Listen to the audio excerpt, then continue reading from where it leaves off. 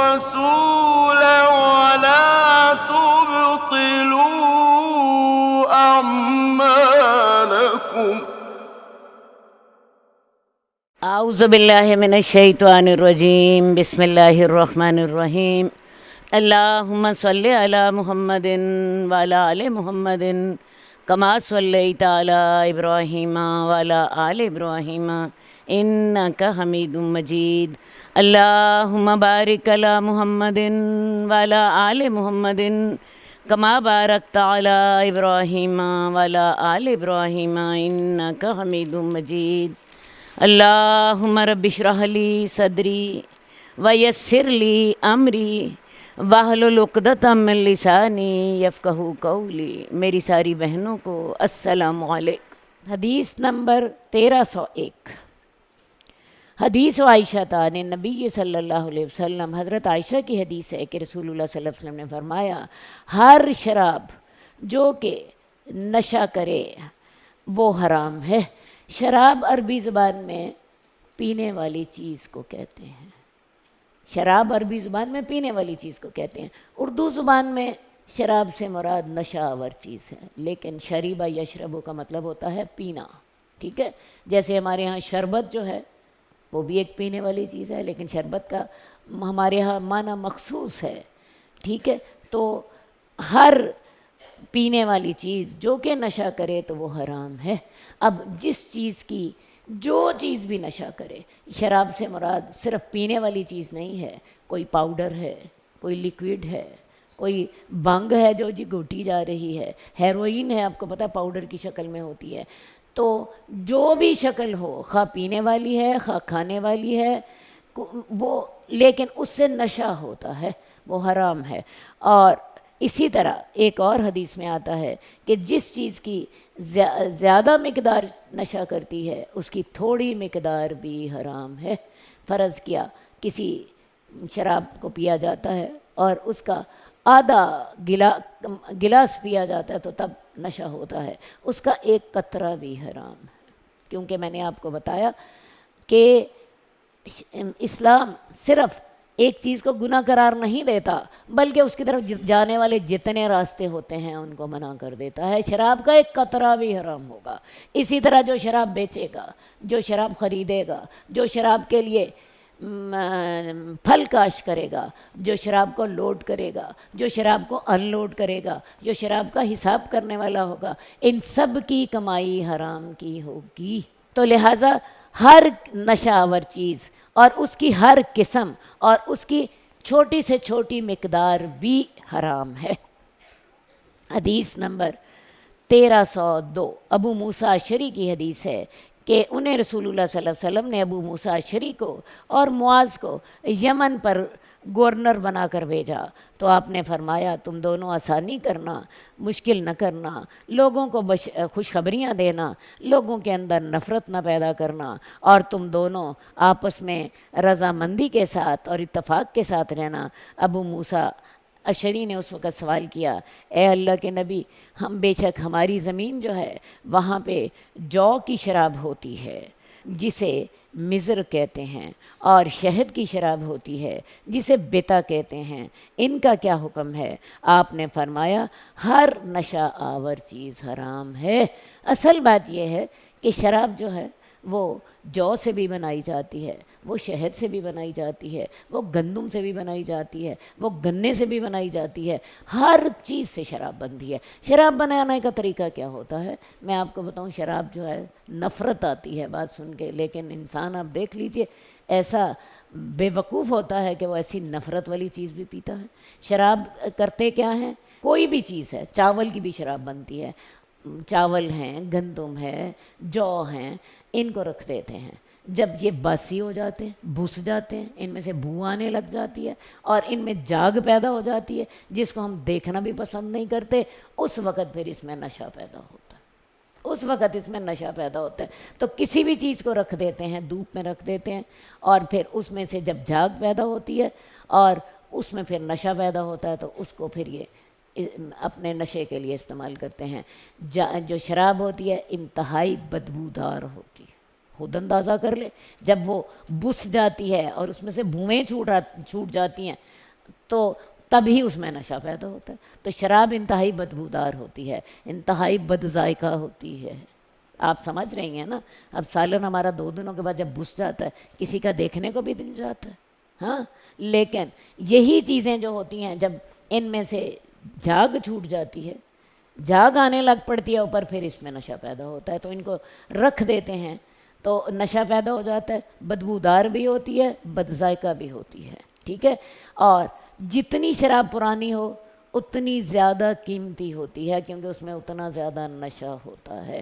لیکن شراب اتنی بد ذائقہ ہوتی ہے کہ کبھی شراب جو ہے اکیلی نہیں پی جاتی، شراب کے اندر ہمیشہ یا تو سوڈا مکس کرتے ہیں یا اس کے اندر جو ہے کاکٹیل اسے بناتے ہیں۔ شراب اکیلی نہیں پی جاتی، اس کی بد ذائقہ ہونے کی وجہ سے اور اس کے بدبودار ہونے کی وجہ سے۔ اب آپ کہیں گی کہ پھر لوگ اسے پیتے کیوں ہیں؟ اس نشے کی وجہ سے پیتے ہیں جو انہیں بعد میں ملتا ہے۔ دوسری بات یہ ہوتی ہے انسان اپنا ٹیسٹ جو ہے وہ ڈیولپ کر لیتا ہے۔ کیا خیال ہے؟ پیپسی مزیدار ہوتی ہے، ذرا سوچیں، خوش رنگ ہوتی ہے، خوشبودار ہوتی ہے۔ پیپسی جس کے پیچھے ہم پاگل ہوئے ہیں، ہمارے ہر کھانے میں ہوتی ہے، رنگ بھی کالا، خوشبو بھی کوئی نہیں، ذائقہ کیا حال ہے؟ بہت خوش ذائقہ ہوتی ہے۔ اس کے مقابلے میں دیکھیں روح افزا کو، دیکھیں رنگ بھی وہ خوبصورت، خوشبو بھی مزے کی، ذائقہ بھی مزے کا۔ انسان اپنا ٹیسٹ ڈیولپ کر لیتا ہے، بس بات سمجھ آئی ہے؟ اور پھر وہی ٹیسٹ اسے اچھا لگنے لگ جاتا ہے۔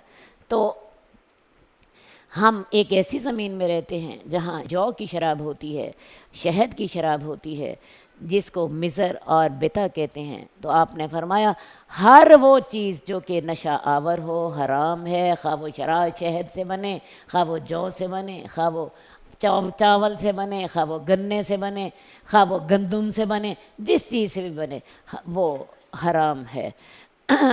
رسول اللہ صلی اللہ علیہ وآلہ وسلم نے جب شراب حرام کی تو آپ نے جن برتنوں میں شراب جو تھی بنائی جاتی تھی ان کا استعمال بھی کچھ دیر کے لیے ممنوع قرار دے دیا، لیکن بعد میں جب صحابہ جو تھے شراب سے بچنے کے عادی ہو گئے تو پھر اللہ کے رسول نے ان برتنوں کا استعمال جو تھا وہ جائز کر دیا۔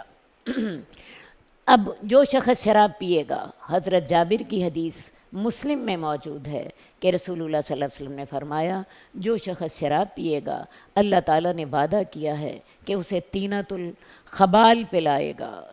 طینۃ الخبال کیا چیز ہے؟ طینۃ الخبال جو ہے جہنمیوں کا پسینہ، یہ اللہ تعالیٰ نے شرابی کے لیے سزا رکھی ہے۔ اور ایک اور حدیث میں آتا ہے کہ اللہ تعالیٰ ساروں کو معاف کر دیتے ہیں مگر شراب پینے والے کو معاف نہیں کرتے، جو ہمیشہ شراب پیتا ہو۔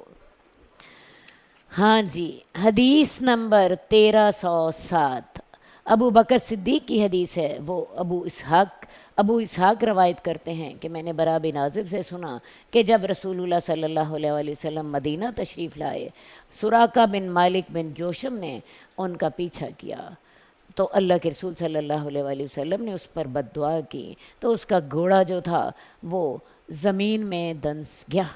وہ کہنے لگا اللہ سے میرے لیے دعا کیجئے، میں آپ کو نقصان نہیں پہنچاؤں گا۔ تو رسول اللہ صلی اللہ علیہ وسلم نے اس کے لیے دعا کی۔ اس حدیث میں جس واقعے کا ذکر ہے یہ ہجرت کا واقعہ ہے۔ رسول اللہ صلی اللہ علیہ وسلم کی قوم نے یعنی مکہ والوں نے آپ کے قتل کا ارادہ کیا، آپ کے گھر کا گھیرا، قتل کرنے والوں نے آپ کے گھر کا محاصرہ کر لیا اور اللہ کے رسول صلی اللہ علیہ وآلہ وسلم انہی کے اندر سے نکل گئے۔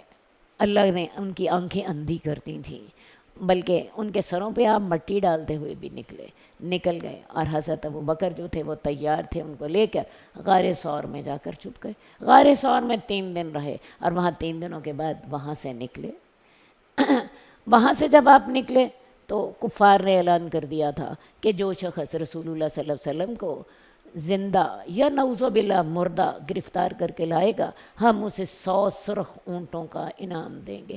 اب اس انعام کے لالچ میں بہت سے لوگ جو تھے وہ رسول اللہ کی تلاش میں نکلے۔ یہ سراقہ بن مالک بن جوشم جو ہے یہ اپنے علاقے کا سردار تھا۔ اس کے قبیلے کے کوئی ایک دو لوگوں نے بتایا کہ ہم نے کچھ سواروں کو جاتے ہوئے دیکھا ہے۔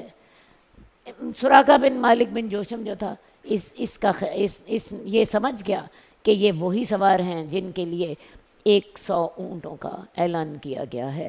یہ خیر جی اپنے گھوڑے پہ سوار ہو کے رسول اللہ صلی اللہ علیہ وسلم کے پیچھا کرنے کے لیے نکلا۔ اللہ کے رسول صلی اللہ علیہ وسلم جو تھے وہ اس وقت قرآن کی تلاوت کر رہے تھے، اور حضرت ابو بکر جو تھے وہ ادھر ادھر چاروں طرف دیکھ رہے تھے۔ تو سراقہ بن مالک بن جوشم نے رسول اللہ صلی اللہ علیہ وسلم کو دیکھا۔ اب یہ ہے کہ اللہ کے رسول نے اس کے لیے بد دعا کی، کیونکہ اگر آپ پکڑے جاتے تو پھر دین کی دعوت کا کام کون کرتا؟ تو اللہ کے رسول نے اس کے لیے بد دعا کی۔ تو ہوا کیا؟ آپ کی بد دعا کا نتیجہ کیا ہوا کہ اس کا جو گھوڑا تھا وہ زمین کے اندر دھنس گیا، حالانکہ وہ زمین جو تھی دلدلی نہیں تھی، نہ نرم زمین تھی نہ دلدلی زمین تھی، بڑی خشک اور سخت زمین تھی۔ ایک معجزہ اللہ نے کر دیا، اس کا گھوڑا جو تھا گھٹنوں تک زمین کے اندر دھنس گیا۔ ٹھیک ہے، اس شخص نے پھر رسول اللہ صلی اللہ علیہ وسلم سے کہا کہ میرے لیے اللہ سے دعا کیجئے، میں آپ کو نقصان نہیں پہنچاؤں گا۔ اس حدیث میں تو ایک دفعہ کا ذکر ہے، بعض احادیث میں ذکر ہے کہ اس شخص نے اللہ کے رسول سے دعا کے لیے کہا، اور پھر دوبارہ اس کا گھوڑا پھر اس نے دوبارہ اس کے دل میں یہی تھا کہ میں آپ کو پکڑ لوں گا اور میں اونٹوں کا انعام حاصل کر لوں گا۔ تو اس کا گھوڑا 2 دفعہ دھنسا، اس حدیث میں 1 دفعہ دھنسنے کا ذکر ہے۔ بہرحال اب اس کے دل میں خیال آیا کہ واقعی یہ اللہ کے نبی ہیں جن کے ساتھ اللہ کی مدد ہے کہ ان کی دعا کے ساتھ میرا گھوڑا ایسی جگہ دھنسا ہے جہاں دھنسنے کا کوئی امکان نہیں تھا۔ اس نے پھر رسول اللہ صلی اللہ علیہ وسلم سے کہا کہ آپ میرے سے اللہ کے لیے دعا کیجئے کہ یہ میرا گھوڑا جو ہے یہ نکل آئے اور میں آپ کو کوئی نقصان نہیں پہنچاؤں گا، بلکہ یہ مسلمان ہو گیا۔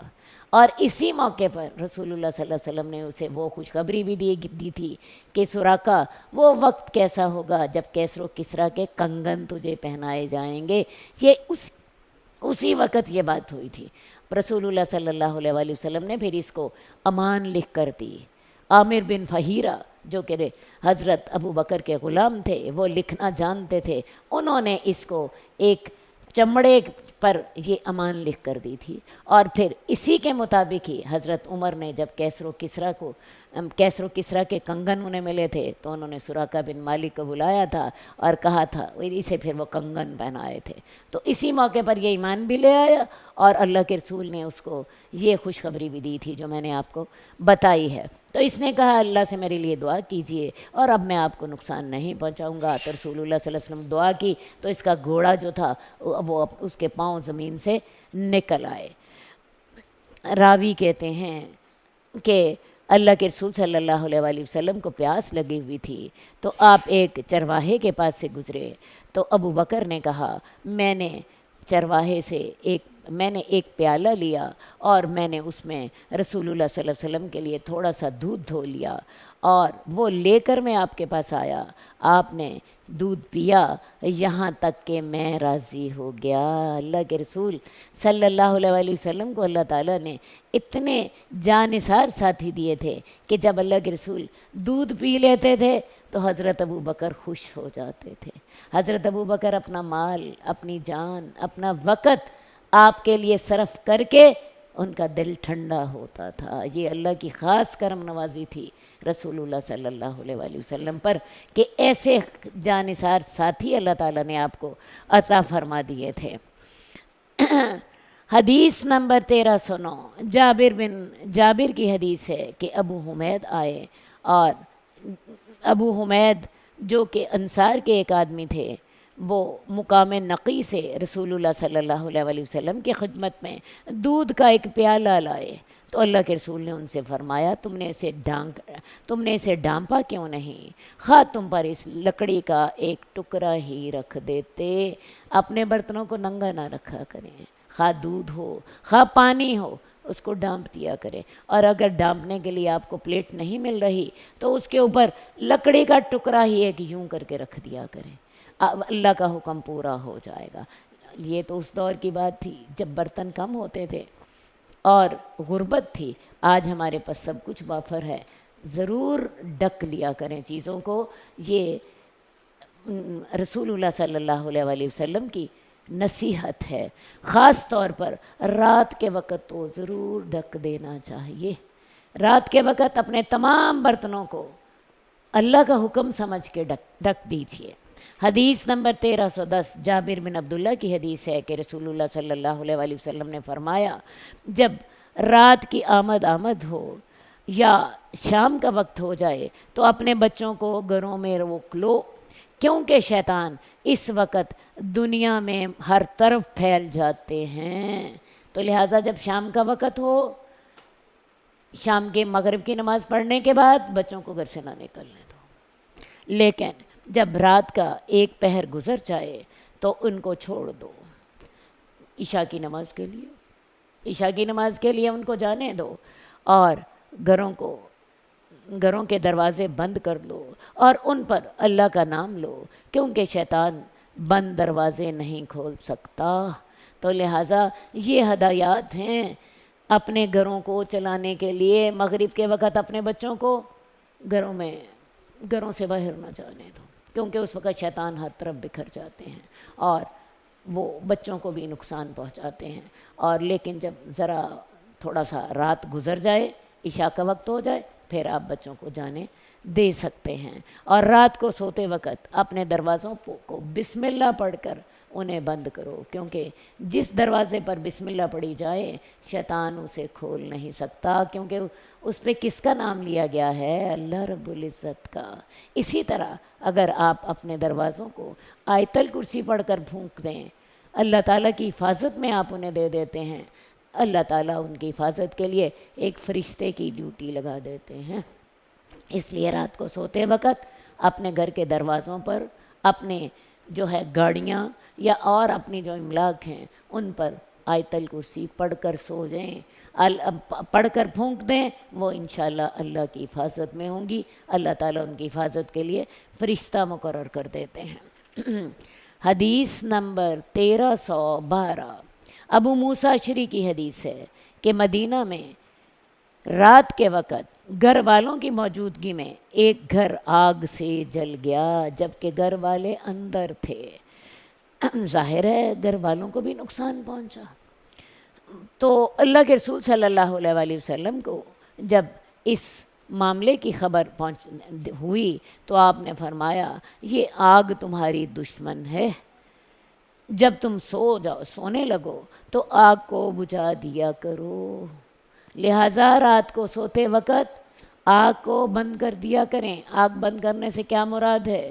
آگ کے ہیٹر بند کر دیں، سوئی گیس سے چولہے جو جل رہے وہ بند کر دیں۔ اور آپ کو پتہ ہے یہ جو سوئی گیس کا ہیٹر ہے یہ تو اگر سوئی گیس چلی جائے، اس کی لوڈ شیڈنگ ہو رہی ہے اور آپ کا ہیٹر کھلا ہے تو ہوگا کیا کہ اس میں سے جو گیس نکلتی ہے اس گیس کے ساتھ انسان مر جاتا ہے۔ اللہ کے رسول صلی اللہ علیہ وسلم نے اللہ کے حکم کے ساتھ ہمیں ہر اس چیز سے منع کر دیا جو ہمارے لیے نقصان دہ ہے۔ اسی طرح بعض اوقات آگ جلتی چھوڑ دیتے ہیں اور وہ آگ جلتی کے ساتھ کپڑے جل جاتے ہیں۔ کوئی اور جیسے اس گھر میں حادثہ ہو گیا تو رات کو سوتے وقت ضرور گیس کے چولہے، ہیٹر وغیرہ ضرور بند کر کے سوئیں۔ کبھی بھی ایسا نہ کریں کہ رات کو ہیٹر چل رہا ہو اور آپ سو جائیں۔ یہ رسول اللہ صلی اللہ علیہ وسلم کے حکم کی بھی نافرمانی ہوگی اور پریکٹیکلی بھی آپ دیکھیں آپ کو نقصان ہوتا ہے۔ حدیث نمبر 1313 عمر بن ابی اب ہم پڑھ رہے ہیں کھانے کے آداب کیا ہوں گے۔ ابھی ہم پینے کے بارے میں پڑھ رہے تھے، شراب اور اس سے متعلقہ چیزوں کے احکامات۔ کھانے پینے کے آداب کیا ہیں؟ عمر بن ابی سلمہ کہتے ہیں کہ میں رسول اللہ صلی اللہ علیہ وسلم کی گود میں ایک لڑکا تھا اور میرا ہاتھ پیالے کے میں ہر طرف گھومتا تھا۔ اللہ کے رسول صلی اللہ علیہ وآلہ وسلم نے مجھے کہا، اے لڑکے، اللہ کا نام لے کر کھاؤ، دائیں ہاتھ سے کھاؤ اور اس کے ساتھ کھاؤ جو تیرے سامنے ہے۔ اس کے بعد میرا کھانا ہمیشہ ایسا ہی تھا۔ یہ عمر بن ابی سلمہ کون ہیں؟ یہ ام سلمہ کے بیٹے ہیں۔ ام سلمہ سے رسول اللہ صلی اللہ علیہ وسلم نے جب نکاح کیا تو ابو سلمہ جو تھے یہ غزوہ احد میں شہید ہو گئے تھے اور ان کے 3 یا 4 بچے تھے۔ تو رسول اللہ صلی اللہ علیہ وسلم نے ام سلمہ کو نکاح کا پیغام بھیجا۔ ام سلمہ نے اصل میں خود بھی دین کی خاطر بڑی تکالیف اٹھائی تھی۔ ہوا یہ تھا جب یہ ہجرت کرنے لگی تو اپنے خامن کے ساتھ تو ان کے سسرال والے بھی آ گئے اور میکے والے بھی آ گئے۔ سسرال والوں کا اپنے بیٹے پر تو زور نہ چلا تو انہوں نے کیا کیا، ام سلمہ سے ان کا چھوٹا بیٹا جو کہ شاید ابھی سوا سال کا تھا وہ چھین لیا اور کہا کہ ٹھیک تو یہ تم میرا بیٹا ساتھ لے کے ہجرت نہیں کر سکتی، ٹھیک ہے۔ ادھر سے ام سلمہ کے میکے والوں نے کیا نیکی کی، خیر سے انہوں نے ابو سلمہ پر تو ان کا زور نہ چلا، داماد پر، تو انہوں نے اپنی بیٹی سنبھال لی، ہم اسے تیرے ساتھ نہیں جانے دیں گے۔ اب ابو سلمہ نے اکیلے نے ہجرت کی۔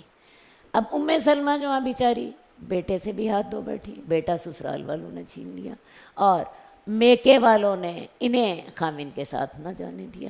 اب ام سلمہ کیا کرتی تھی کہ روزانہ جس جگہ سے ان کے شوہر روانہ ہوئے تھے اس جگہ پہ روزانہ آ کر بیٹھ جاتی تھیں اور اپنے خامن اور اپنے بیٹے کے یاد میں روتی رہتی۔ شام ہو جاتی یہ وہیں پہ بیٹھی رہتی۔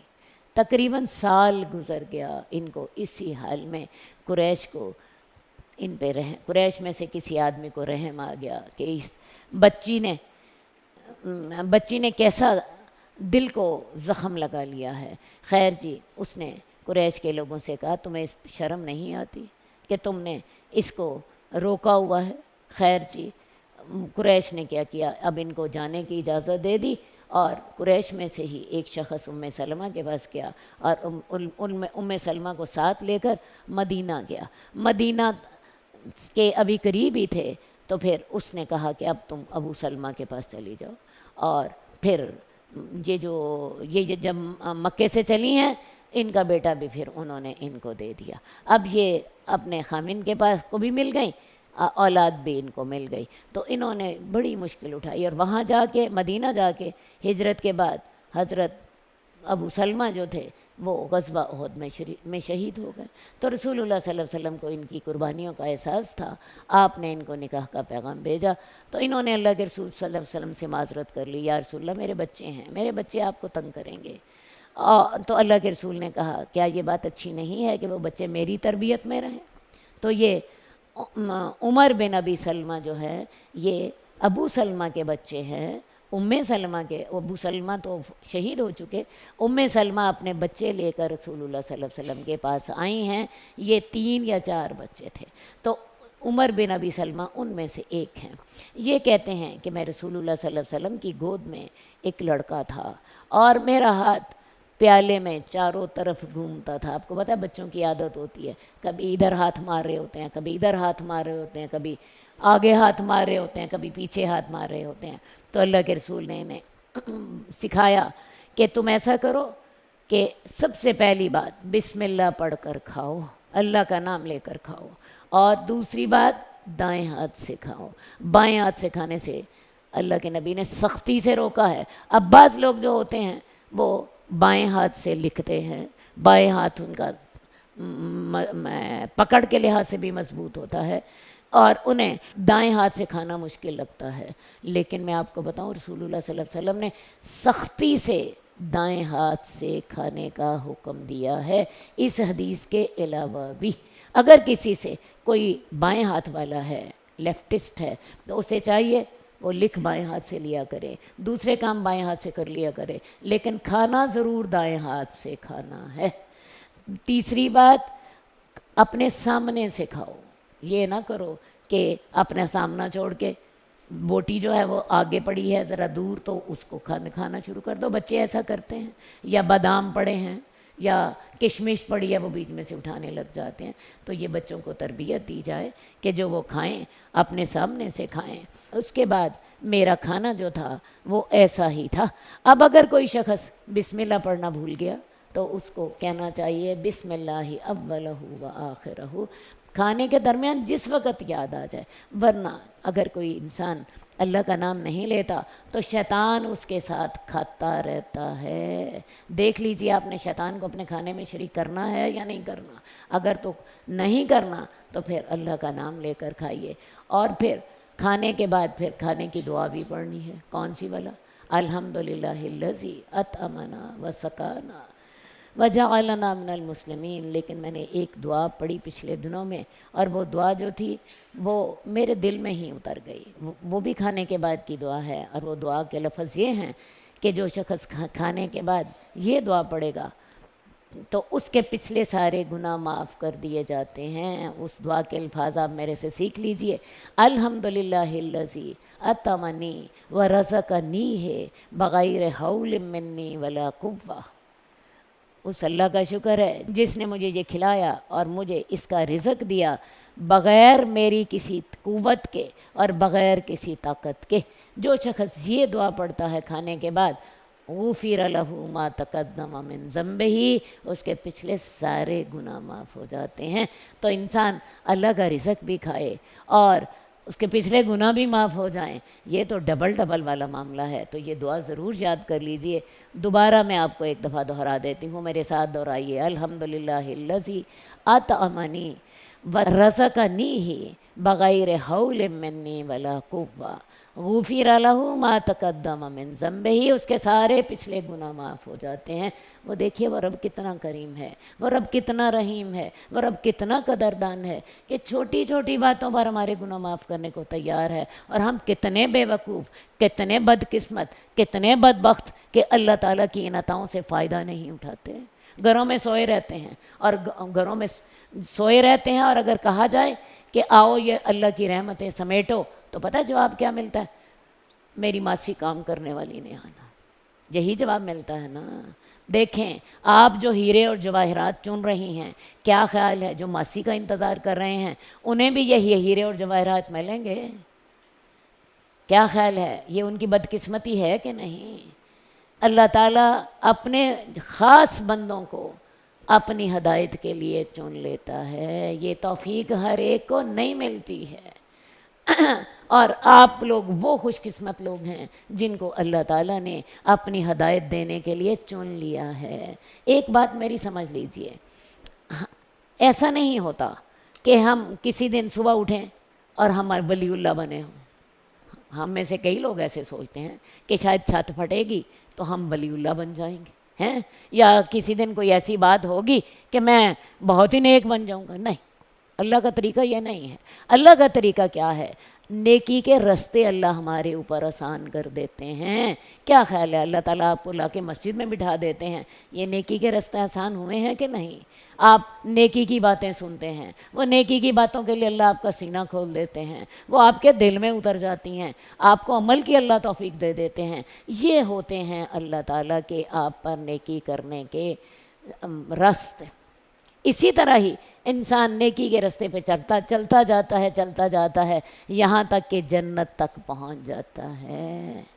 تو جس کے لیے نیکی کے راستے آسان ہی نہیں ہوئے، جو گھر میں سویا رہا، جو گھر میں سویا ہی رہا، جس نے اللہ تعالیٰ کی ان رحمتوں کو لوٹا ہی نہ، تو مجھے بتائیے میں یہی کہہ سکتی ہوں کہ وہ بدقسمت ہے. اس نے ان خزانوں کو حاصل کرنے کی کوئی کوشش ہی نہ کی، اس کے دل میں ان خزانوں کو حاصل کرنے کی کوئی چاہت ہی نہ تھی. اللہ تعالیٰ ہمیں ان خزانوں کو حاصل کرنے کی توفیق دے. اللہ ہمارے سینے ان کے لیے کھول دے. اللہ تعالیٰ ان چیزوں کو ہمارے لیے آسان کر دے. اللہ نے انہیں ہمارے عمل کا حصہ بنا دے اور اللہ ہمیں ان پر عمل کرنے کی توفیق دے. اور سب سے بڑی بات، اللہ ان عملوں کو قبول کر لے، کیونکہ یہ سارا کچھ اس کے ہاتھ میں. ہم اس کی توفیق کے بغیر نہ تو نیکی کر سکتے ہیں نہ گناہ سے بچ سکتے ہیں۔ یہ ساری توفیق کس کی ہے؟ میرے اس آقا کی، میرے اس رحیم اور کریم آقا کی۔ وہ ہمیں یہاں پہ لے آیا ہے۔ اللہ تو ہمیں یہاں پہ لے آیا ہے، اللہ ہمیں قبول کر لینا۔ اللہ تو ہمیں یہاں پہ لے آیا ہے، تو نے ہمارے لیے یہ نیکی کا رستہ آسان کر دیا ہے۔ اللہ تعالیٰ اس نیکی کو ہمارے سینوں میں اتار دے، ہمارے دل اس کے لیے کھول دے، ہمارے لیے اس پر عمل کرنا آسان فرما دے، اور اللہ تعالیٰ ہمارے لیے جنت کے رستے آسان فرما دے۔ اللہ ہمارے لیے جنت کے رستے آسان فرما، اللہ ہمارے لیے جنت کے رستے آسان فرما، اللہ ہمارے لیے جنت کے رستے آسان فرما، اللہ ہمارے لیے جنت کے رستے آسان فرما، اللہ ہمارے لیے جنت کے رستے آسان فرما۔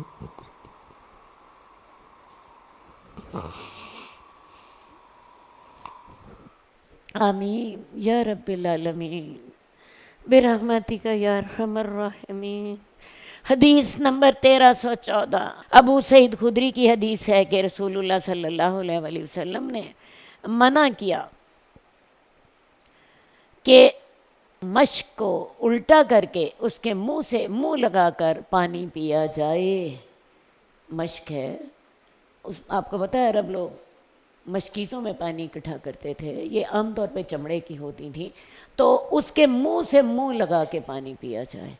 اصل میں ہوا یہ تھا کہ بعض اوقات اسی طرح ایک مشک میں کیڑا نکل آیا تھا، کوئی زہریلا، تو رسول اللہ صلی اللہ علیہ وسلم نے منع فرما دیا تھا۔ اب یہ دیکھیں آج بھی یہ ہماری تہذیب کا حصہ ہے کہ ہم نے بوتل کے منہ سے منہ لگا کے نہیں پینا، اسے گلاس میں اونڈھیلیں اور پھر اس کو پانی پئیں، ٹھیک ہے۔ حدیث نمبر 1315، ابن عباس کی حدیث ہے، وہ کہتے ہیں کہ میں نے رسول اللہ صلی اللہ علیہ وآلہ وسلم کو آب زمزم پلایا، تو آپ نے آب زمزم پیا اور اللہ کے رسول صلی اللہ علیہ وآلہ وسلم کھڑے تھے۔ ویسے تو پانی جو ہے بیٹھ کر پینا چاہیے، یہی اللہ کے رسول کی سنت ہے، لیکن آب زمزم رسول اللہ صلی اللہ علیہ وآلہ وسلم نے طواف کے بعد کھڑے ہو کر پیا ہے۔ اور آج بھی جو حج کرنے والے یا عمرہ کرنے والے ہیں، جب وہ طواف کر لیتے ہیں اور 2 رکعتیں ادا کر لیتے ہیں تو اس کے بعد وہ آب زمزم کھڑے ہو کر پیتے ہیں۔ وہاں پہ کھڑے ہو کر پینا سنت ہے، لیکن اگر یہاں آپ آب زمزم پئیں تو اس کے لیے وہی بیٹھ کر پانی پینے کی سنت کو جو ہے اسی کی پیروی کریں۔ ہاں وہاں پہ آپ کھڑا پی رہے ہیں، وہاں پہ اللہ کے رسول صلی اللہ علیہ وآلہ وسلم سے آب زمزم کھڑا ہو کر پینے کی سنت ہے۔ حدیث نمبر 1316، ابو قتادہ کی حدیث ہے کہ رسول اللہ صلی اللہ علیہ وآلہ وسلم نے فرمایا، جب تم میں سے کوئی ایک پانی پیے تو وہ برتن میں سانس نہ لے۔ تو پانی پیتے وقت برتن میں سانس لینے کی اجازت نہیں ہے، بلکہ رسول اللہ صلی اللہ علیہ وآلہ وسلم کی حدیث ہے کہ سمامہ بن عبداللہ کی حدیث ہے کہ رسول اللہ صلی اللہ علیہ وآلہ وسلم کہ حضرت انس برتن میں پانی پیتے وقت 2 یا 3 بار سانس لیتے تھے، اور وہ کہتے تھے کہ رسول اللہ صلی اللہ علیہ وآلہ وسلم بھی اسی طرح 2 یا 3 بار سانس لیا کرتے تھے۔ پانی کبھی بھی گٹ گٹ کر کے نہ پیے، ایسا نہ کریں گلاس منہ سے لگایا اور سارا ہی چڑھا لیا، آہستہ آہستہ پئیں، اس کے 2 یا 3 گھونٹ لیں، تھوڑا پئیں چھوڑ پھر پئیں چھوڑ دیں، اس طرح کر کے آپ پانی سے زیادہ سیراب ہوں گے۔ آج کل آپ کو پتہ ہے روزہ جب ہم کھولتے ہیں بڑی سخت پیاس لگی ہوتی ہے، حلق سوکھا ہوتا ہے، اور اس وقت انسان چاہ رہا ہوتا ہے کہ پانی پیتا ہی چلا جائے۔ میں آپ کو بتاؤں، کبھی تیزی سے پانی نہ پئیں، آہستہ آہستہ پانی پئیں، کیونکہ ہمارے نبی صلی اللہ علیہ وسلم کا طریقہ یہ تھا، آپ پانی پیتے وقت 2 یا 3 بار ٹھہرتے تھے اور پانی کے گلاس سے باہر سانس لیتے تھے۔ پانی کا گلاس پکڑا، آپ نے پانی پیا، اس کو ذرا پرے کر دیں، سانس لے لیں، پھر پانی پیے۔ اس طرح آپ پانی سے زیادہ اچھا سیراب ہوں گے۔ اور ویسے بھی اگر آپ روزہ کھولنے کے بعد زیادہ پانی پی لیں تو اس کا نتیجہ کیا ہوتا ہے؟ آپ سے مغرب کی نماز ہی نہیں پڑھی جاتی، پیٹ میں درد شروع ہو جاتا ہے، آپ چارپائی پہ لیٹ جاتے ہیں، جب مغرب کی نماز نہیں پڑھی تو عشاء کی نماز اور تراویحوں کا سوال ہی پیدا نہیں ہوتا. اور بہت سے لوگ جو کہتے ہیں کہ جی روزہ کھولنے کے بعد تو جی میری طبیعت ہی خراب ہو جاتی ہے. اصل وجہ کیا ہوتی ہے؟ آپ اس وقت پانی پینے میں زیادتی کر جاتے ہیں، پانی سنت طریقے کے مطابق نہیں پیتے، یا پھر آپ زیادہ کھا لیتے ہیں. اور روزے کا جو مقصد تھا، روزے کا مقصد کیا تھا؟ کم کھانا. کیونکہ جب آپ کم کھاتے ہیں تو آپ کی جو جسم کی حیوانی قوتیں ہوتی ہیں وہ دب جاتی ہیں اور آپ کی روحانی قوتیں بڑھ جاتی ہیں. تو روزے میں برائے مہربانی کم کھائیے. یہ جو ہم نے طریقہ بنایا ہوا ہے، پہلے افطاری دبا کے کی، افطاری میں 10 ڈشیں بنائیں، اور اس کے بعد ہم نے تراویحوں سے آ کر کھانا کھایا، اور اس کے بعد صبح پھر سحری کے وقت کھایا. اور بہت سے لوگوں کو میں نے دیکھا ہے کہ وہ رمضان میں موٹے ہو جاتے ہیں، حالانکہ رمضان تو تھا ہی اس لیے تاکہ آپ کم کھائیں. تو خدا کے لیے ان چیزوں کا دھیان کیجیے، ورنہ آپ رمضان کے مقصد کو نہیں پا سکیں گے. حدیث نمبر 1318 حضرت انس کی حدیث ہے کہ وہ کہتے ہیں کہ ہمارے پاس رسول اللہ صلی اللہ علیہ وآلہ وسلم ہمارے اس گھر میں آئے تو آپ نے پانی مانگا. ہم نے اپنی بکری کا دودھ دوہا اور اس میں اپنے کنویں کا پانی ملایا اور آپ کی خدمت میں پیش کر دیا. اس موقع پر حضرت ابو بکر آپ کے بائیں جانب تھے، حضرت عمر سامنے تھے اور ایک بدو آپ سے دائیں جانب تھا. جب آپ اس میں سے پی چکے تو حضرت عمر نے عرض کیا، یا رسول اللہ ابو بکر کو دے دیجئے. لیکن رسول اللہ صلی اللہ علیہ وسلم نے وہ پانی بدو کو دیا. پھر فرمایا، پہلے دائیں جانب والے کو، پہلے دائیں جانب والے کو، پہلے دائیں جانب والے کو. پھر حضرت انس نے بھی 3 دفعہ کہا. تو دائیں جانب سے شروع کرنا سنت ہے، دائیں جانب سے شروع کرنا سنت ہے، دائیں جانب سے شروع کرنا سنت ہے. اب یہ ہے کہ آپ نے حدیث پڑھی تھی کہ رسول اللہ صلی اللہ علیہ وآلہ وسلم کو ہر معاملے میں دائیں طرف اختیار کرنا بہت محبوب تھا. تو کھانے پینے کی بھی جو کوئی چیز آپ نے تقسیم کرنی ہے تو ہمیشہ دائیں جانب سے اس کا آغاز کیجیے. ایک دفعہ ہوا کیا کہ رسول اللہ صلی اللہ علیہ وسلم حضرت انس کے گھر تشریف لے کر گئے. حضرت انس نے بکری کا دودھ دھویا اور اس میں پانی ملایا. آپ کو پتہ ہے جب دودھ دھوتے ہیں تو ذرا گرم ہوتا ہے، اسے ٹھنڈا کرنے کے لیے اس میں پانی ملایا اور رسول اللہ صلی اللہ علیہ وسلم کو دیا. آپ نے وہ جو پانی تھا، وہ جو دودھ بچا ہوا تھا، وہ دائیں طرف والے کو دیا. حالانکہ آپ کی دائیں طرف ایک بدو تھا، سامنے حضرت عمر تھے اور بائیں طرف حضرت ابو بکر تھے. ٹھیک ہے. تو جب حضرت عمر نے دیکھا کہ رسول اللہ صلی اللہ علیہ وسلم اب دودھ دینے والے ہیں تو حضرت عمر نے کہا، یا رسول اللہ حضرت ابو بکر کو دیجیے. لیکن حضرت ابو بکر تو آپ کے بائیں طرف بیٹھے ہوئے تھے اور اللہ کے رسول صلی اللہ علیہ وسلم نے پھر حضرت ابو بکر کو نہیں دیا بلکہ اسی بدو کو دیا. اور ساتھ ہی آپ نے 3 دفعہ فرمایا، دائیں طرف سے شروع کرو، دائیں طرف سے شروع کرو، دائیں طرف سے شروع کرو، کیونکہ یہی سنت ہے. تو لہٰذا جو بھی کام کرنا ہے، کھانا پینا یا اور اس طرح کی کوئی چیز آپ نے دینی ہے تو ہمیشہ دائیں طرف سے شروع کریں. یہ اسلام کی تہذیب ہے، یہ رسول اللہ صلی اللہ علیہ وآلہ وسلم کو پسند تھا.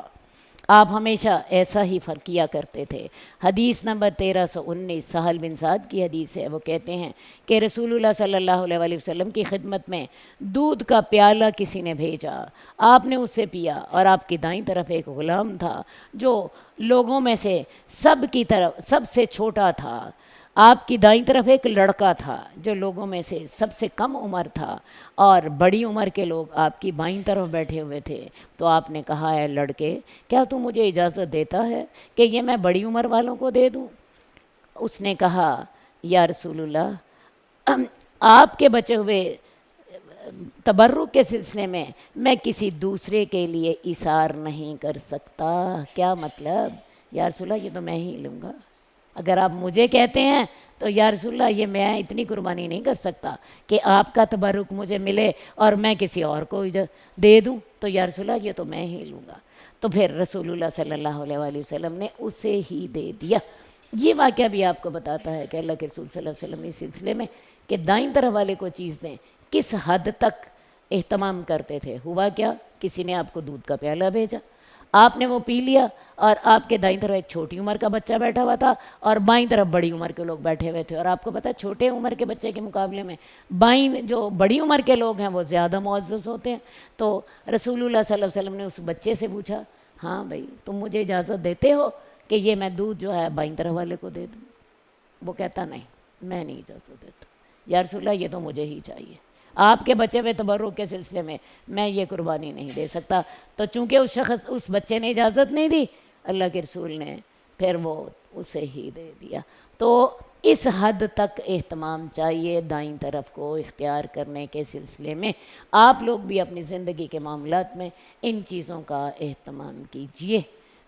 حدیث نمبر 1320 ابن عباس کی حدیث ہے کہ رسول اللہ صلی اللہ علیہ وسلم نے فرمایا، جب تم میں سے کوئی ایک کھانا کھائے تو وہ اپنے ہاتھوں کو نہ پونچھے جب تک کہ اسے چاٹ نہ لے یا چٹوا نہ دے۔ کھانا کھایا، کھانا کھانے کے بعد آپ نے ٹیشو سے اپنے ہاتھ پونچھنے ہیں یا کسی کپڑے سے ہاتھ پونچھنے ہیں، وہ پونچھنے سے قبل یا آپ نے اپنے ہاتھ دھونے ہیں، وہ پونچھنے سے قبل اپنی انگلیوں کو چاٹیں اور چاٹ کے صاف کریں، کیونکہ آپ کو پتہ نہیں ہے کہ کھانے کی برکت کہاں تھی۔ برتن کو بھی صاف کریں، اچھی طرح صاف کریں، اس کا آخری حصہ بھی اپنی انگلیوں کے ساتھ، اور آپ کو علم نہیں ہے کہ کھانے کی برکت جو تھی وہ کس ذرے میں تھی، پتہ نہیں وہ ذرہ آپ کی انگلی پہ لگا ہوا تھا، ٹھیک ہے۔ بہرحال ہمارے نبی صلی اللہ علیہ وسلم کی یہ سنت ہے کہ ہاتھ دھونے سے قبل، ہاتھ پونچھنے سے قبل انہیں انگلیوں کو اچھی طرح چاٹیں، چاٹ کے اسے صاف کر لیں، اس کے بعد آپ ہاتھوں کو دھوئیں۔ اب بعض لوگوں کو اس میں بڑی شرم آئے گی، ہائے ہائے لوگوں کے سامنے یہ تو ایٹیکیٹس کے خلاف ہے۔ ارے بھی ایٹیکیٹس وہ ہیں جو ہمارے نبی نے بتائے، ایٹیکیٹس وہ نہیں ہیں جو ہمیں یورپ بتاتا ہے۔ یورپ تو ہمیں بتاتا ہے کھانسی آ جائے تو کہو سوری۔ ارے بھی ہم نے کوئی گناہ کیا؟ ہمیں اللہ کے نبی نے سکھایا ہم کہے الحمدللہ، اللہ تیرا شکر ہے، اور جو اسے سنے وہ کہے یرحمک اللہ، اور جو یرحمک اللہ جو کہے تو جو پہلے الحمدللہ کہنے والا ہے اس کو پھر دعا دے گا کہ تو مجھے چونکہ دعا دے رہا ہے کہ اللہ تجھ پہ رحم کرے، وہ اسے پھر دعا دے گا کہ یہدیکم اللہ ویصلح بالکم۔ تو اللہ تعالیٰ نے تو ہمیں یہ ایٹیکیٹ سکھائے ہیں، اللہ تعالیٰ نے ہمیں یہ ایٹیکیٹ سکھائے ہیں کہ برتن پوری طرح صاف کرو، اسے انگلیوں سے صاف کرو، اتنا صاف ہو کہ برتن دھلا ہوا محسوس ہو۔ اب ہمارے ہاں کیا رواج ہے، بوتل پینی ہے تو اتنی چھوڑ دینی ہے، کھانا کھانا ہے تو اتنا اس میں سے ایک لقمہ یا کچھ اس میں چھوڑ دینا ہے۔ ارے بھئی یہ ہماری ایٹیکیٹس نہیں ہیں، یہ ہمارے نبی کو یہ باتیں پسند نہیں تھیں۔ تو کیا کرنا ہے، کھانے سے قبل اپنی انگلیاں چاٹیں یا کسی کو چٹوا دیں۔ آپ کو پتہ ہے مائیں اپنے بچوں کے ہاتھ چاٹ لیتی ہیں اور بڑی محبت سے چاٹ لیتی ہیں، بچوں کے ہاتھ پہ کچھ لگا ہوتا ہے آرام سے چاٹ لیتی ہیں۔ تو یا خود چاٹیں یا کسی کو چٹوا دیں۔ رسول اللہ صلی اللہ علیہ وآلہ وسلم 3 انگلیوں سے کھاتے تھے۔ یہ پورا ہاتھ گندا کرنا یہ طریقہ نہیں ہے، 3 انگلیوں سے رسول اللہ صلی اللہ علیہ وسلم کھاتے تھے، یہ انگوٹھا اور یہ ساتھ تھی۔ حدیث نمبر 1321 ابو مسعود سے روایت ہے کہ ایک انصار میں سے ایک آدمی آیا جس کی کنیت ابو شعیب تھی۔ اس نے اپنے غلام سے کہا جو کہ قصاب تھا، میرے لیے کھانا تیار کرو جو 5 افراد کے لیے کافی ہو، میں رسول اللہ صلی اللہ علیہ وآلہ وسلم کی دعوت کرنا چاہتا ہوں، آپ ان میں 5ویں ہوں گے، یعنی 5 آدمیوں کا کھانا بناؤ، 4 آپ کے ساتھ اور لوگ ہوں گے اور 5ویں رسول اللہ صلی اللہ علیہ وسلم ہوں گے، کیونکہ میں نے آپ کے چہرے پر بھوک کے اثرات دیکھے ہیں۔ تو اس شخص نے ان کو دعوت دی، تو ان کے ساتھ ایک آدمی اور بھی آ گیا، یعنی 5 کے ساتھ ایک 6ٹھا آدمی بھی آ گیا جو کہ انوائٹڈ نہیں تھا۔ تو رسول اللہ صلی اللہ علیہ وآلہ وسلم نے فرمایا یہ آدمی ہمارے ساتھ آ گیا ہے، اگر آپ چاہیں تو اسے اجازت دیں، اور مطلب یہ تھا اگر آپ نہیں چاہتے تو ہم اس کو واپس بھجوا دیتے ہیں کیونکہ وہ انوائٹڈ نہیں ہے۔ تو اس آدمی نے اجازت دے دی، اور اگر تم چاہو کہ وہ لوٹ جائے تو وہ لوٹ جائے گا۔ آپ کو کیا سبق ملا کہ کسی کی دعوت میں بن بلائے نہیں جانا چاہیے۔ صرف وہ شخص جائے جس کو دعوت دی گئی ہے. اور دعوت دینے کے لیے دوسرے جو آداب ہیں وہ یہ ہیں کہ جب آپ کسی کے گھر دعوت کے لیے جائیں وقت پر جائیں. ایسا نہ ہو 2 گھنٹے پہلے جا کے بیٹھ جائیں، 2 گھنٹے پہلے جا کر بیٹھ جائیں. اور کیونکہ گھر والا ظاہر کھانا بنا رہا ہے، وہ مصروف ہوتا ہے، اس کی مصروفیت میں مسئلہ بنے گا. اور پھر جب آپ کھانا کھا لیں، کھانا کھانے کے بعد اٹھ کر آ جائیں. ایسا بھی نہ ہو کہ اگلے نے آپ کو 2 بجے کھانے کے لیے بلایا تھا تو آپ 12 بجے چلے جائیں اور 4 بجے تک وہیں بیٹھے رہیں، 2 گھنٹے بعد میں بیٹھے رہیں. اور آپ کا مقصد یہ ہو کہ جی میں نے فلاں فلاں آج بات گھر والے سے کر کے جانی ہے. اصل بات ہے گھر والا تو اس کو مصروف ہوگا، ایک تو وہ کھانا کھلانے میں مصروف ہوگا، دوسری بات ہے اس نے ظاہر ہے برتن بھی سمیٹنے ہیں، اس کا کام بھی آج زیادہ ہے.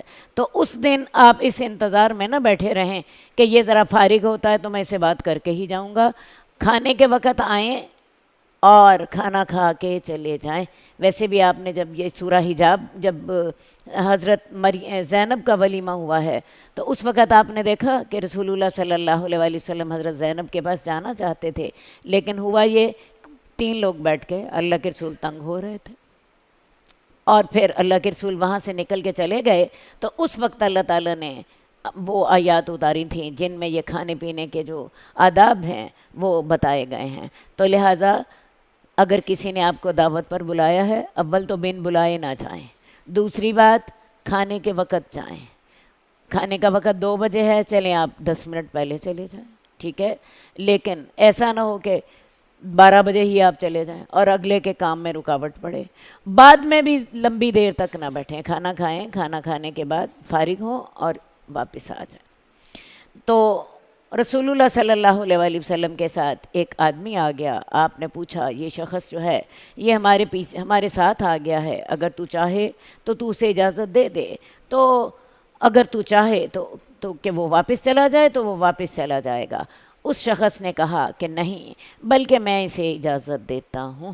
اب آپ نے دیکھا جب بن بلائے لوگ آتے ہیں بعض اوقات دعوتوں پہ کھانا کم پڑ جاتا ہے. اور شادیوں پہ تو بہت ہی دفعہ ایسا ہوتا ہے کہ آپ نے ایک بندے کو بلایا ہے اور وہ اپنے ساتھ 4 بچے بھی لے کر آ گیا، ٹھیک ہے، اور اپنی بیوی کو بھی ساتھ لے آیا.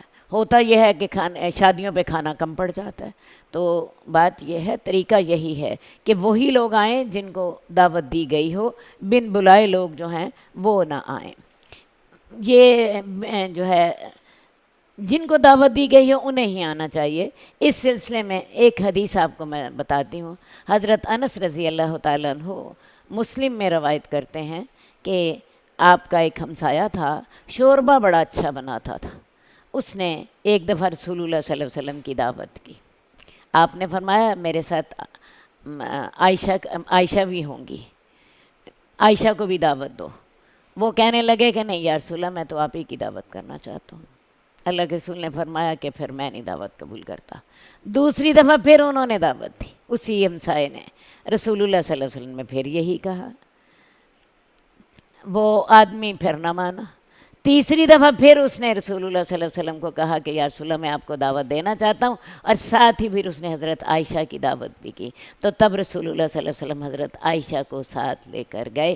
تو بات یہ ہے جب تک اگلا دعوت نہ دے تب تک نہ جائیے. حدیث نمبر 1322 جابر بن عبداللہ کی حدیث ہے کہ جب خندق کھودی گئی تو میں نے رسول اللہ صلی اللہ علیہ وآلہ وسلم کو سخت بھوک کی حالت میں دیکھا. یعنی حضرت جابر نے، یہ حضرت جابر وہی ہیں جن کا اونٹ رسول اللہ صلی اللہ علیہ وسلم نے خریدا تھا اور پھر اس کی قیمت بھی دے دی تھی. تو حضرت جابر کہتے ہیں کہ جب اونٹ کھودی گئی تو میں نے رسول اللہ صلی اللہ علیہ وسلم کے چہرے پر سخت بھوک دیکھی. تو میں اپنی بیوی کے پاس گیا تو میں نے کہا تیرے پاس کچھ کھانے کو ہے، کیونکہ میں نے رسول اللہ صلی اللہ علیہ وسلم کو سخت بھوک کی حالت میں دیکھا ہے، آپ کے چہرے پر کمزوری کے اثرات تھے. تو اس نے میرے سامنے ایک تھیلا نکالا جس میں 1 سا جو تھے، اور ہمارے پاس ایک بکری کا بچہ تھا. میں نے اسے ذبح کیا اور میری بیوی نے جو پیسے. اب یہ دیکھیے جی کھانا کتنا ہے. جو کا جو ایک سا ہوتا ہے، ایک سا سے مراد ہوتی ہے تقریباً 2.5 کلو، اور 2.5 کلو میں آپ سمجھ لیجئے زیادہ سے زیادہ 10 آدمی کھانا کھا سکتے ہیں، زیادہ سے زیادہ 10 آدمی کھانا کھا سکتے ہیں۔ اور ایک بکری کا بچہ تھا، تو انہوں نے، حضرت جابر نے بکری کے بچے کو ذبح کیا اور اس کی بوٹیاں کی، اور بوٹیاں کر کے اسے ہانڈی میں ڈالا، اور ان کی بیوی نے جو پیسے، آٹا گوندا، جب، اور وہ بھی میرے فارغ ہونے تک فارغ ہو گئی، میں نے اس بکری کے بوٹیاں ہانڈی میں ڈال دیں۔ پھر میں رسول اللہ صلی اللہ علیہ وسلم کے پاس گیا، وہ عورت کہنے لگی، یعنی ان کی بیوی، مجھے اللہ کے رسول کے سامنے رسوا نہ کرنا۔ میں مراد کیا تھی؟ زیادہ بندے نہ لے کر آنا، اتنے بندے لے کر آنا جن کو یہ کھانا کافی ہو۔ میں نے آپ کو بتایا کہ ایک سا جو میں زیادہ سے زیادہ 10 آدمی کھانا کھا سکتے ہیں، اور 7 سالن جو تھا بکری کا بچہ تھا۔ تو انہوں نے ہانڈی جو تھی وہ چولہے پر رکھ دی، ہانڈی پکتی رہے گی، میں اتنی دیر میں جا کے رسول اللہ صلی اللہ علیہ وسلم کو بلا لاتا ہوں۔ انہوں نے اپنا جو پیس لیے اور روٹی پکانے کے لیے تیار تھی۔ پھر میں رسول اللہ صلی اللہ علیہ وسلم کے پاس گیا، تو میری بیوی کہنے لگی، مجھے رسول اللہ صلی اللہ علیہ وسلم اور ان کے ساتھیوں کے سامنے رسوا نہ کرنا۔ میں آپ کے پاس گیا تو میں نے ان سے چپکے سے کہا، تو میں نے کہا، اللہ کے رسول، ہم نے ایک بکری کا بچہ ذبح کیا ہے، اور ہم نے 1 سا جو پیسے ہیں جو ہمارے پاس تھے، تو آپ بھی آئیے اور کچھ لوگوں کو بھی اپنے ساتھ لے آئیے۔ مراد یہ تھی، اتنا کھانا ہے ہمارے پاس، تو آپ اتنے بندے لے کر آئیے جو ان کے لیے یہ کھانا کافی ہو۔ تو اللہ کے رسول صلی اللہ علیہ وآلہ وسلم نے آواز دی، اور آپ نے کہا، اے خندق والو، جابر نے دعوت تیار کی ہے، چلو چلو اس کے پاس چلو، وہ کھانے چلیں۔ رسول اللہ صلی اللہ علیہ وآلہ وسلم نے فرمایا کہ تم اپنی ہانڈی نہ اتارنا اور اپنے آٹے سے روٹی نہ پکانا جب تک کہ میں آ نہ جاؤں۔ یہ آپ نے حضرت جابر سے کہا۔ میں آیا اور اللہ کے رسول بھی آئے، وہ لوگوں کے آگے آگے تھے۔ اب یہ جو ہیں جابر جو ہیں، یہ اپنی بیوی کے پاس آئے، تو وہ بیوی کہنے لگی، بیوی نے انہیں اچھی طرح سنائی۔ انہوں نے جا کے بیوی کو بتایا کہ اللہ کے رسول نے تو سارے خندق والوں کو بلا لیا ہے، وہ سارے آ رہے ہیں، اور یہ بیچارے پریشان ہیں کہ جی کھانا تو 10 آدمیوں کا ہے، اور اللہ کے رسول صلی اللہ علیہ وسلم نے سب کو ہی بلا لیا۔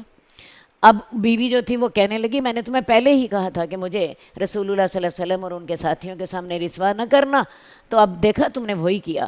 خیر جی، اس نے وہ بولتی وغیرہ رہی۔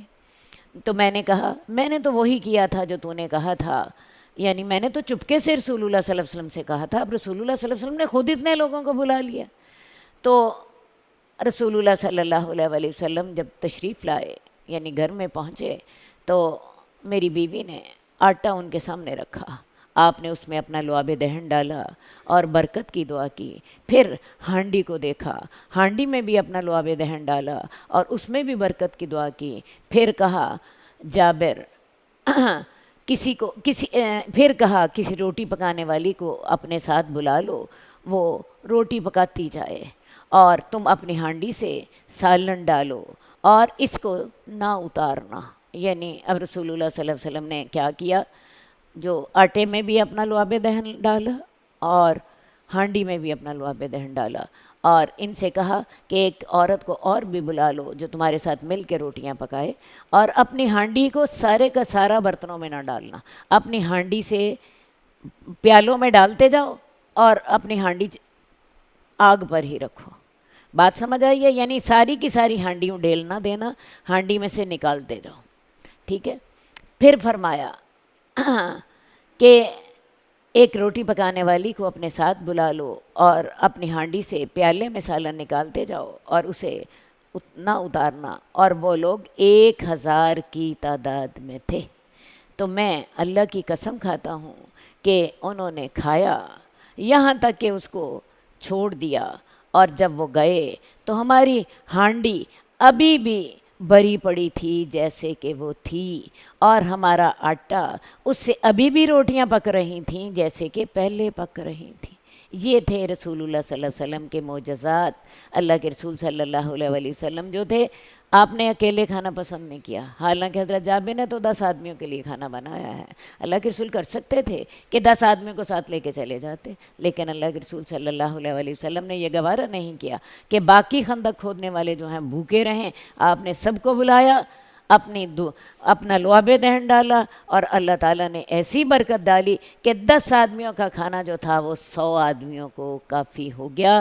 نہ صرف کافی ہو گیا کہ بلکہ وہ لوگ کھا کے چلے گئے، ابھی بھی ہانڈی میں سالن موجود تھا اور آٹے سے روٹیاں پک رہی تھیں۔ یہ ہوتی ہے برکت۔ تو ایسا اگر میزبان کی رضامندی کا ہمیں یقین ہو تو مہمان اپنے ساتھ دوسرے لوگوں کو بھی کھانے پر لے جا سکتا ہے۔ اصل یہ موضوع ہے اس حدیث کا۔ اب اس میں آپ کو دعوت تو دی گئی ہے 10 آدمیوں کی، لیکن رسول اللہ صلی اللہ علیہ وسلم کو پتہ تھا کہ جابر جو ہیں ان کے گھر اگر میں زیادہ لوگ بھی لے جاؤں گا تو وہ برا نہیں منائیں گے، وہ میرے گھر والوں کی طرح ہیں، ٹھیک ہے؟ تو رسول اللہ صلی اللہ علیہ وسلم وہاں 1000 بندوں کو لے گئے، لیکن ایک بات ضرور ہے، وہاں پہ جا کے آپ نے سارا معاملہ حضرت جابر کے سپرد نہیں کیا، بلکہ خود اس معاملے کو سنبھالا، خود اس میں برکت کی دعا کی ہے، انہیں ہدایات دی ہیں، ایسے کر کے معاملے کو ڈیل کرو، اور دیکھ لیجیے اللہ تعالیٰ نے برکت بھی ڈال دی۔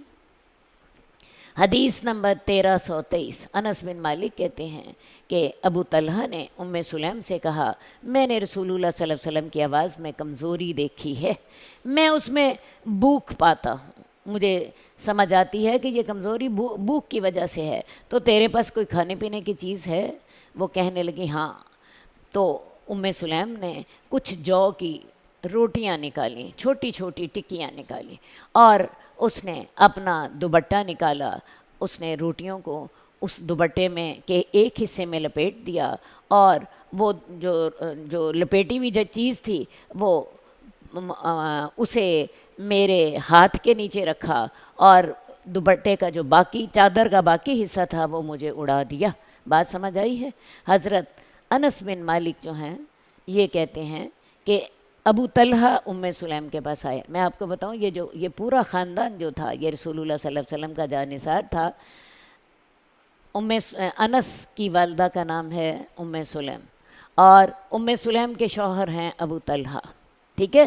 تو ابو طلحہ نے آ کے ام سلیم سے کہا، تو ام سلیم نے کیا کیا، جو کی کچھ روٹیاں نکال لیں، اور روٹیاں نکال کے انہیں ایک چادر کے اندر لپیٹا، اور لپیٹ کے حضرت انس کی بغل کے نیچے انہیں ڈال دیا، اور باقی چادر انہیں اوپر اڑا دی، اور انہیں کہا کہ پھر مجھے رسول اللہ صلی اللہ علیہ وسلم کی طرف بھیجا۔ حضرت انس کہتے ہیں میں وہ روٹیاں لے کر گیا تو میں نے رسول اللہ صلی اللہ علیہ وسلم کو مسجد میں پایا، آپ کے پاس کچھ لوگ تھے، میں کھڑا رہا۔ کس لیے کھڑا رہا؟ کہ ذرا رسول اللہ صلی اللہ علیہ وسلم فارغ ہوتے ہیں تو میں ان سے علیحدگی میں بات کرتا ہوں، ساروں کے سامنے نہیں بات کرنا چاہتے تھے، کیونکہ کچھ روٹیاں تھیں، مشکل سے 2-3 آدمیوں کا کھانا ہوگا یا 3-4 آدمیوں کا کھانا ہوگا۔ تو میں رسول اللہ صلی اللہ علیہ وسلم کے پاس گیا، آپ کے پاس کچھ لوگ تھے، میں وہاں کھڑا رہا، تو مجھے رسول اللہ صلی اللہ علیہ وسلم نے خود ہی کہا، کیا تمہیں ابو طلحہ نے بھیجا ہے؟ میں نے کہا ہاں۔ پھر آپ نے پوچھا کیا کھانا دے کر بھیجا ہے؟ میں نے کہا ہاں۔ پھر آپ نے رسول اللہ صلی اللہ علیہ وسلم نے اپنے ساتھیوں سے کہا کھڑے ہو جاؤ، وہ چل پڑے، اور میں بھی ان کے آگے آگے چل پڑا، حتیٰ کہ میں ابو طلحہ کے پاس آیا تو میں نے انہیں خبر دی۔ اب کیا ہوا، یہاں بھی رسول اللہ صلی اللہ علیہ وسلم نے اکیلے کھانا گوارا نہیں کیا، اپنے ساتھیوں کو کہا چلو تم بھی میرے ساتھ چلو، اور ان ساروں کو لے کے، تو بجائے اس کے کہ وہ اسی وقت ہی روٹیاں ان سے لیتے تو کھا لیتے، بلکہ ام سلیم کے گھر کی طرف چلے گئے۔ تو یہ ذرا جلدی جب انہوں نے دیکھا کہ رسول اللہ صلی اللہ علیہ وسلم اپنے صحابہ کے ساتھ آ رہے ہیں، یہ ذرا تیزی سے گئے تاکہ گھر والوں کو بتا دیں کہ جی رسول اللہ صلی اللہ علیہ وسلم اپنے صحابہ کے ساتھ آ رہے ہیں۔ تو میں ان کے آگے گیا، یہاں تک کہ میں ابو طلحہ کے پاس آیا، میں نے انہیں خبر دی۔ ابو طلحہ کہنے لگے ام سلیم، اللہ کے رسول تو لوگ لے کر آ گئے ہیں، اور ہمارے پاس تو اتنا کھانا نہیں ہے جو ہم انہیں کھلا سکیں۔ بات سمجھ آئی ہے نا؟ اب یہ میاں بیوی کو فکر پڑ گئی ہے کہ اب ہم کیا کریں، اللہ کے رسول تو ڈھیر سارے لوگ لے کر آ گئے ہیں۔ تو سلیم کہنے لگی اللہ اور اس کے رسول زیادہ جانتے ہیں. انہوں نے معاملہ اللہ کے سپرد کر دیا.